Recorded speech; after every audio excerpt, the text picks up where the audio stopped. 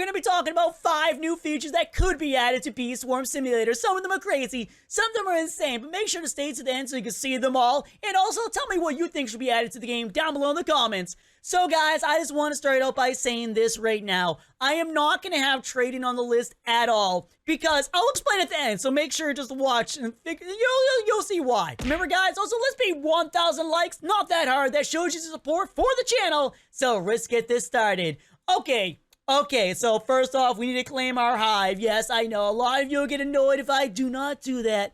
But the first one that I want to talk about is a very easy one, a simple one that Onett could or should add because it'll add a new little thing to the game to make you want to come back every single day. Yeah, we're going to be talking about daily spins. That is right. Every single day, you can spin this thing and then you magically get a random thing. Honey, treats, jellies, a random item like maybe like you get, maybe that's the one way you can get more jelly beans. Or you can get yourself another marshmallow bee. Or maybe if you're super lucky, a super potion or super smoothie. Yes. So think about that one. Just easy, simple, like it can even be right here. Just a spinner that goes brrr, bam. And look at this, I got a purple potion. Yeah, and you can do it once a day. Or you can spend like jelly or honey on it to be able to spin it multiple times or even tickets. Maybe it's a possibility you can spend it 5 times a day. I don't know. There's a lot of possibilities behind this one and a lot of random stuff that can be added, even some secret things. Oh, that would be awesome.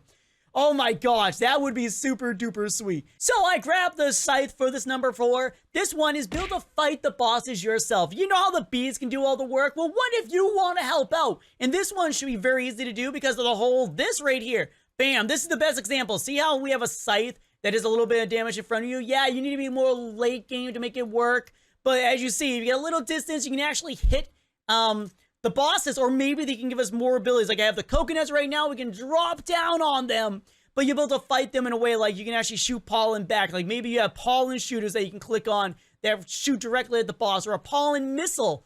That would be super sweet. Now, obviously, it's going to cost honey to buy them, but as you buy them, you can actually just shoot them around at the bosses. They only hit the enemy. So that makes it so you can help out the damage and bring down stuff faster, especially that stump snail. So now we have more help and more things like that. Maybe there's a max number of 15 or 25. I don't know, but a missile or just the general ability that our pollen collector could help out with fighting bosses would be super duper sweet. It's a short, easy one. And if he wants to, like I said, add an item in like a rocket that costs honey, tickets, or jelly to get. Pretty simple. This next one I think is really cool. Okay, I know a missile of pollen or missile honey or even a grenade is super duper cool, but number 3 on the list is actually something even better. A selector area. Like you put down a little beacon in the field, like how you do this right here. You put it down and then the bees go and swarm around it and so forth. Like you see how this works right now, the trencher. So think about this one. If you had an item that you can click on and just pick in the field, like it shows a little like target and you click on it like this right here. Say if you want all your bees to go over here, you drop a little target down, all the bees go over to it. It's like a honey beacon for them. Maybe a queen bee beacon. And basically it is go over there and start collecting things. That right there could be another one of those situations where either you have to buy it like the trencher and it's like different rankings. Like you get one that attracts like 5, 10 bees or maybe only 5 for a short period of time. Or maybe it collects all the bees for a short period of time in an area formation. Or maybe you have a second one. It's like a ranking system, like how the trenches are. We have all the different trenchers, which we're going to look at now so you can see what I'm talking about for those that don't grasp what I mean. But check this out. So the trenchers do the honey thing, but think about this one if we had like a beacon or a queen bee beacon or something like that. That makes it so that if you drop it down, they go to that area and only stay in that area. That would be super duper awesome.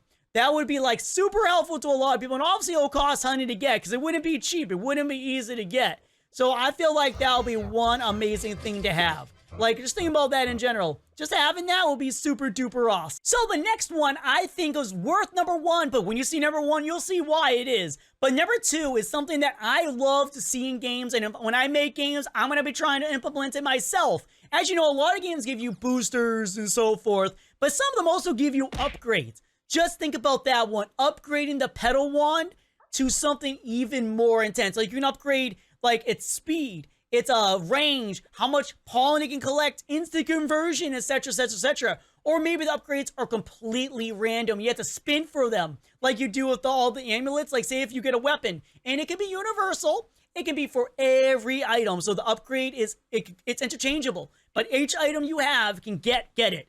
So basically this way, you roll for, like you say if we go up to there right now, we go to the amulets. And we can randomly roll for a new amulet, which is super duper awesome. And you can actually keep the old upgrade or use the new upgrade. So think about this. If we go here and we get ourselves a new one of these, which I will do it for the video, guys. So as you see, we got these right here. It'll be just like that. It gives you new abilities, new extra abilities on your items. And also, they also cost money. That's kind of given. Maybe the upgrades are for all the items together, so it doesn't have like 50 different ones. But having different ones will be pretty sweet.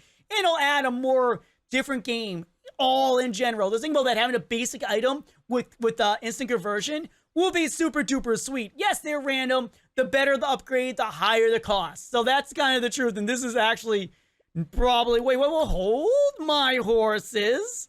This one has instant conversion. Red pollen, blue pollen, and this. And it has the saw. So I lose... Oh, I lose conversion. Pollen from bees, which I already get pollen in general. Blue, critical strike. Actually... I might lose one of these, but I gain back my saw. Beautiful. Amazing. Super duper sweet.